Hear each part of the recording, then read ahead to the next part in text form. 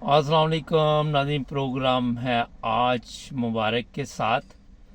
अच्छा जनाब, दो तीन चीज़ें आज हैं जिन पे बात करेंगे। कुछ 14-15 महीने लगा के ये जो हरामखोरों का टोला आया हुआ था, चोरों का, इन्होंने ये कवानीन तब्दील करने की कोशिश की कि किसी ना किसी तरह जो नवाज शरीफ है, आपके इल्म में है, उसे नाअहल करार दिया गया हुआ है, और जहांगीर तरीन भी है, मरीम भी है, और ऐसे कवानीन बनाए जाएं कि ये जनाब दोबारा चौथी दफ़ा वज़ीर आज़म बन जाए और जो नाअहली की इसके ऊपर वो मोहर लगी हुई है वो साफ़ हो जाए।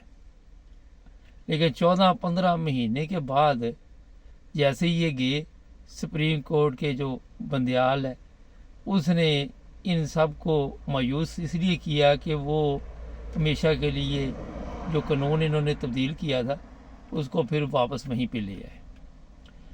नॉर्मल तो मेरा ख्याल है कि बंदियाल साहब, जो आपने रात 12 बजे अदालत खोली थी वो भी गलत थी। आपको चाहिए तो ये है कि वो सारा कुछ दोबारा जहाँ से था वहाँ पे लेके जाएं, क्योंकि साइफर जो है वो इस वक्त आप सबके इल्म में है, बेनकाब हो चुका है। अब देखते हैं कि ये क्या करते हैं। इतला ये थी कि नवाज शरीफ तैयारी में था कि मैं पाकिस्तान जाऊंगा, मगर मेरा ख्याल है कि फिर उसके वो तबीयत शबीयत ख़राब हो गई है और लंदन घर में ही है, और बाहर लोगों ने जीना हराम किया हुआ है जो इंग्लैंड में रहते हैं। ये जो कवानीन भी इन्होंने 14-15 माह में बनाए अपनी बचत के लिए, मेरे ख्याल में तो ये सब रिवर्स होने चाहिए। बंदियाल के पास महीना 1.5 महीना है, इनको ज़रा पता चले कि किस तरह कवानीन तब्दील करके अपने केस खुद ख़त्म करवाए जा सकते हैं और किस तरह ये पवित्र हो सकते हैं। इसलिए ये चीज़ें मेरा ख्याल है कि चीफ जस्टिस को अब देखनी चाहिए। ये चाहते थे कि अदालतों को बेबस कर दे जाए। आपको पता है वो 14 मई वाला केस भी मेरा ख्याल है कि उस पर भी बातचीत होनी चाहिए। इनको नाअहल करार देना चाहिए। तौहीन अदालत के सिलसिले में इन्होंने अदालत की बात को सीरियस नहीं लिया था। ये देखेंगे अब बंदियाल साहब कल क्या करते हैं, परसों क्या करते हैं, क्योंकि इनके पास भी टाइम इतना नहीं है, लिमिट में ही है, और इसी दौरान इन्होंने कोई ना कोई काम करना है। दूसरी बात ये है जो आज बताया जा रहा है कि एक डायरी है वो मिली है बुशरा साहबा की, जो इमरान खान की बेगम है। इन जाहल की औलाद से मैं पूछूं जो ये बातें कर रहे हैं सोशल मीडिया पे भी, पहली चीज़ तो ये है कि कोई भी चीज़ होती है वो डायरियों पे नहीं आजकल लिखी जाती। वो वक़्त गए, ठीक है, जो चीज़ें आप कह रहे हैं वो नहीं लिखी जाती। वैसे तो डायरी पे सब कुछ लिखा जा सकता है, मगर जिस तरह की आप अब कहानियाँ बना रहे हैं वो कोई नहीं लिखता डायरी के ऊपर, नंबर 1। नंबर 2, ये जो साइफ़र है, जब इनकी यहाँ पे पता चला कि मिट्टी पलीत हुई है तो इन्होंने एक नया ड्रामा जो है वो निकाला है, और इसमें भी नाकाम हो जाएंगे जिस तरह पहले नाकाम होते रहे। पहले तो इनकी गवर्नमेंट थी, अब तो इनकी गवर्नमेंट नहीं है, मगर हाथ इनके हैं अभी लंबे। ये मैं आपको बार बार बताता हूँ कि इन्होंने हमारे जर्नैलों को खुश किया हुआ है, और जर्नैल ज़ाहिर है शराब और शबाब के शौकीन है। हमारे मशरक़ी पाकिस्तान दे दिया था हमने तो इसी नशे के चक्कर में। खैर, लंबी बात हो जाएगी, मैं अपने जर्नैलों के ख़िलाफ़ कोई बात नहीं करना चाहता। तो जनाब, ये जो कुछ भी कर रहे हैं प्रोपेगेंडा, इनके लिए रोज़ाना आप ज़िल्लत का दिन है। अवाम में निकलें, वहाँ पे जाएं, उनको कहें कि हमने 14 महीने, हमारी तजर्बाकार टीम ने आपकी खिदमत की है और आप हमें दें वोट। वोट तो दूर की बात है, इनको वो जूते पड़ने हैं। ये ज़रा निकलें सही। वो नवाज शरीफ को तो एक ही जूता पड़ा था ना। इनके लिए लोगों ने अंडे, टमाटर और जो भी चीज़ें होती हैं ऐसे मौक़ों पे इस्तकबाल के लिए, वो तैयार की हुई है, और इनकी वहाँ पे छतरौल होनी है। अब ये ख्वाजा आसफ रामखोर की औलाद, जा नज़र अपने इलाके में जाके लोगों में घुल मिल जा। वो कहरा, वो दूसरा जो है जिसको वो मैकडोनल्ड में पता आपको जलील किया था, इन सब को ये मेरा मशवरा है कि ये ज़रा जाए और जाके लोगों में कहें कि हमने आपकी की है खिदमत, और फिर पता चलेगा कि खिदमत कौन सी की है। आज अफसोसनाक वाक़या ये हुआ कि जो इमरान खान के वकील हैं उनके बहनोई को अगवा किया गया, अगवा करने के बाद कत्ल कर दिया गया। ये बड़ा अफसोसनाक वाक़या है।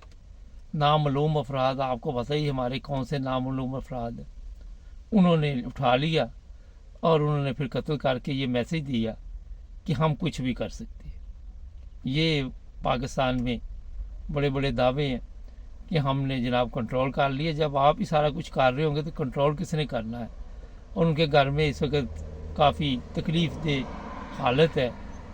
ये बड़े ही अफसोसनाक वाक़यात हैं। ये मैंने इसलिए आपको बताया कि अभी इस पे बस नहीं करेंगे, और लोगों को भी ये कत्ल करेंगे, पकड़ेंगे, अगवा करेंगे, कभी कुछ करेंगे, कभी कुछ करेंगे, क्योंकि इन लोगों ने अपने प्राइवेट बंदे भी रखे हुए इस ऐसे कामों के लिए, सब कुछ इनके पास है। मगर जो अफसोसनाक बात अभी मैं आपको थोड़ी देर में बताऊंगा, फिर आपको पता चलेगा कि ये हालात अब कहाँ पे पहुंच गए हैं, कहाँ पे हम इस वक्त खड़े हैं। देखिए, मैं आपको बता दूं, पाकिस्तान में जो हालत बनी हुई है, लाकानूनियत, कोई दूर दूर तक अदल नहीं है, इंसाफ नहीं है, लोग सड़कों पे ज़लीलो ख्वार हो रहे इंसाफ के लिए। कल की खबर मेरे पास आई, 40,000 पासपोर्ट हर महीने बन रहे हैं, लोग मुल्क छोड़ के जा रहे हैं। लोग कहते हैं यहाँ से निकलो, चाहे हिंदुस्तान ही चले जाओ, नेपाल चले जाओ, बांग्लादेश चले जाओ, ये मुल्क नहीं बचने वाला। ये इस वक्त प्रोपेगेंडा शुरू हुआ है। और जो पासपोर्ट बना रहे हैं वो कहते हैं हमारे पास इतना इंतज़ाम नहीं। 40,000 पासपोर्ट एक महीने में, और एयरपोर्टों पर रश है। लोग अफ्रीका, साउथ अफ्रीका, पता नहीं कीनिया, मीनिया, जहाँ की भी वो देखती है कि उनको सहूलत है वहाँ निकलने की, बच्चों को लेके निकल रहे हैं। ये दिया, अब बोर्ड लगा रहे हैं, ये वतन छोड़ के ना जाओ, यहाँ ही आपका खाना ख़राब होना, यहाँ ही आपने गर्क होना, यहाँ रहें। पहले बंदा बताए उस वतन में आपने कुछ चीज़ छोड़ी है। जो लोग पाकिस्तान छोड़ के जा रहे हैं वो उनको नज़र आ रहा है कि दूसरे मुल्कों में कम अज़ कम महफूज तो है, कोई नामालूम अफराद तो नहीं उठा के ले जाएंगे, कोई उनको कत्ल तो नहीं कर देंगे। और बाबा, पहले वतन ऐसा बनाना था। वतन तो आपने बनाया अपने लिए, मैंने कल भी कहा था। अब आपको ये फिक्र है कि ये लोग मुल्क छोड़ जाएंगे और फिर हमें वो भीख और सदका खैरात, वो कर्जे मर्जे शायद वो भी ना मिले, मिलते रहेंगे। ये जो जिनसे आप कर्जे लेते हैं वो बड़े सियाने हैं, कंगाल करेंगे आपको पहले अच्छी तरह, फिर वो कब्जा करेंगे मुल्क के ऊपर। खैर, लंबी बात होगी।